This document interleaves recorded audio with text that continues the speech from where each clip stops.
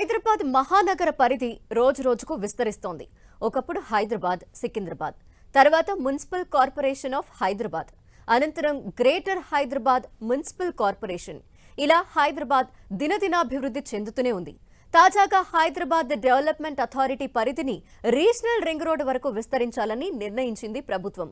ప్రణాళికాబద్ధమైన సిటీగా డెవలప్ చేస్తే హైదరాబాద్ మహానగర విస్తృతి భారీగా పెరగనుంది. దేశంలో అతిపెద్ద డెవలప్మెంట్ అథారిటీగా నిలవనుంది హెచ్ఎండిఏ.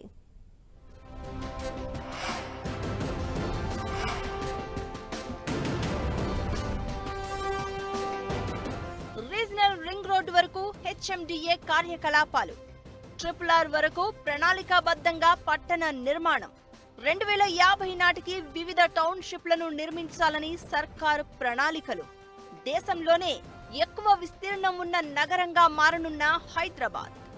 దేశంలోని ప్రధాన నగరాలను మించి అభివృద్ధి చెందుతోన్న మన విశ్వ నగరం త్వరలోనే కాస్మోపాలిటన్ సిటీగా మారబోతోంది.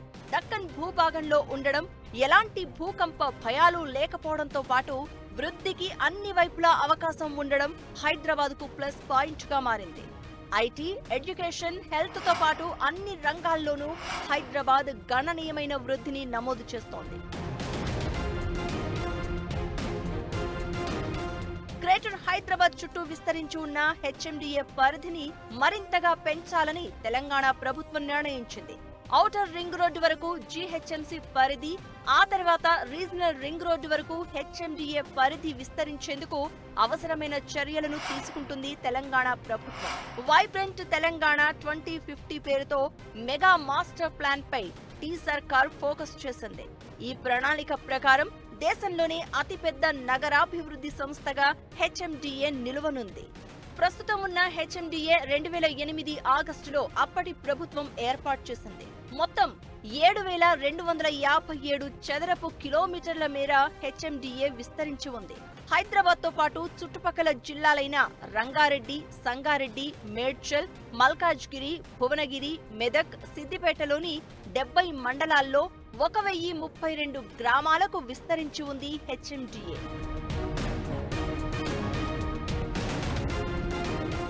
ఇందులో పలు మున్సిపాలిటీలు, మున్సిపల్ కార్పొరేషన్లు కూడా ఉన్నాయి.